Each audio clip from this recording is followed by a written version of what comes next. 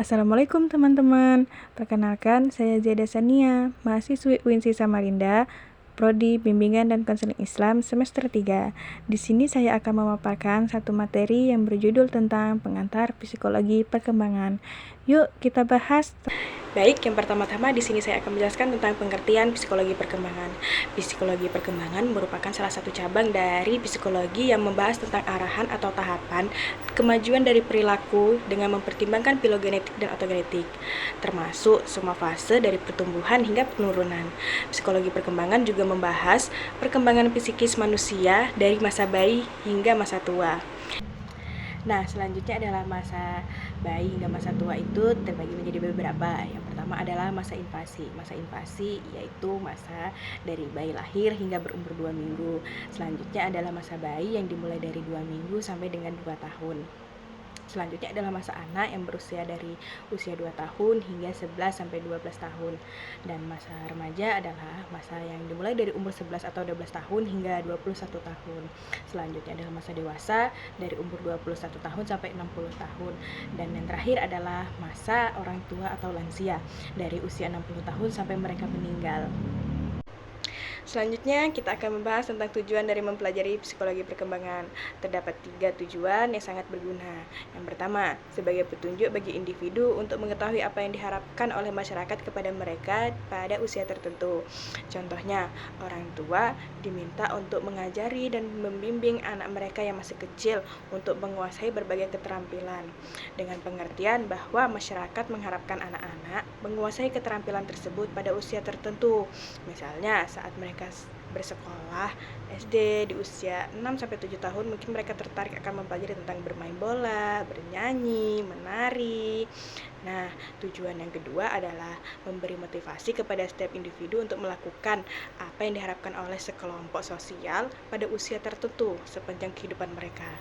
Yang ketiga adalah sebagai bekal penyesuaian diri pada situasi baru. Artinya adalah penyesuaian diri kepada situasi ini selalu sulit dan selalu disertai dengan bermacam tingkat ketegangan emosional. Tetapi sebagian besar kesulitan dan ketegangan ini dapat dihilangkan kalau individu sadar akan apa yang terjadi kemudian dan secara bertahap mempersiapkan diri. Selain tujuan, ada juga manfaat mempelajari psikologi perkembangan. Manfaat mempelajari psikologi perkembangan sangatlah besar, terutama bagi orang tua, guru, dosen, dan mahasiswa-mahasiswi seperti kita dari Bimbingan Konseling Islam, sehingga dapat memberikan bantuan dan pendidikan yang tepat sesuai dengan pola-pola dan tingkat perkembangan anak. Pengetahuan mengenai psikologi perkembangan akan dapat menimbulkan kesadaran terhadap diri sendiri, sehingga dapat melaksanakan tugas-tugas perkembangan dengan baik. Nah, selain itu juga ada 5 poin manfaat mempelajari psikologi perkembangan. Yang pertama, untuk mengetahui tingkah laku individu itu sesuai atau tidak dengan tingkat usia atau perkembangannya. Maksudnya di sini adalah semisal orang dewasa yang masih bertingkah seperti anak-anak. Yang kedua, untuk mengetahui tingkat kemampuan individu pada setiap fase perkembangannya.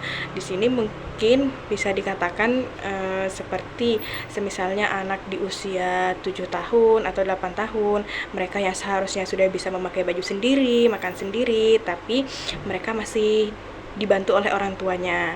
Yang ketiga, untuk mengetahui kapan individu itu diberi stimulus pada tingkat perkembangan tertentu. Yang keempat, agar dapat mempersiapkan diri dalam menghadapi perubahan-perubahan yang akan dihadapi anak. Semisalnya, pada masa remaja, seorang perempuan akan mengalami menstruasi dan seorang laki-laki akan mengalami mimpi basah. Dan mereka akan mengalami perubahan emosional, bentuk tubuh, perubahan suara. Dan poin yang terakhir yaitu yang kelima adalah khusus bagi guru atau dosen agar dapat memilih dan memberikan materi dan metode yang sesuai dengan kebutuhan anak. Nah, selain itu juga ada beberapa manfaatnya lagi. Yang pertama adalah untuk memahami garis besar, pola umum perkembangan, dan pertumbuhan anak pada setiap fasenya. Yang kedua, dapat memunculkan sikap senang bergaul dengan orang lain, terutama anak-anak remaja dengan penuh perhatian kepada mereka baik dalam lingkungan keluarga, sekolah, maupun masyarakat. Dan yang terakhir adalah yang ketiga, dapat mengarahkan seseorang untuk berbuat dan berperilaku yang selaras dengan tingkat perkembangan orang lain. Nah, yang terakhir adalah ruang lingkup psikologi perkembangan. Terdapat 3 psikologi dalam ruang lingkup ini. Yang pertama, psikologi anak yang mencakup masa bayi. Dimulai dari umur 2 minggu sampai 2 tahun disebut dengan masa bayi. Nah, setelah itu berlanjut dengan masa kanak-kanak. Kemudian akhir masa kanak-kanak atau masa anak sekolah berlangsung dari umur 6 tahun sampai 12 tahun. Nah, yang kedua adalah psikologi puber atau adolescensi. Psikologi pemuda. Masa puber merupakan periode yang tumpang tindih karena mencakup tahun-tahun akhir masa kanak-kanak dan tahun-tahun awal masa remaja, yaitu umur 11 tahun atau 12 tahun sampai 15 tahun atau 16 tahun. Nah, yang terakhir adalah psikologi orang dewasa atau masa dewasa adalah periode yang paling penting dalam masa kehidupan ini. Masa ini dibagi dalam 3 periode, yaitu masa dewasa, awal dari umur 21 tahun sampai 40 tahun. Yang kedua adalah masa dewasa pertengahan dari umur 40 tahun sampai 60. Dan masa akhir atau usia lanjut itu dari umur 60 sampai mereka meninggal.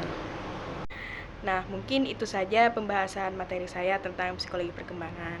Selanjutnya ada materi apa lagi ya yang saya bahas? Terima kasih. Wassalamualaikum warahmatullahi wabarakatuh.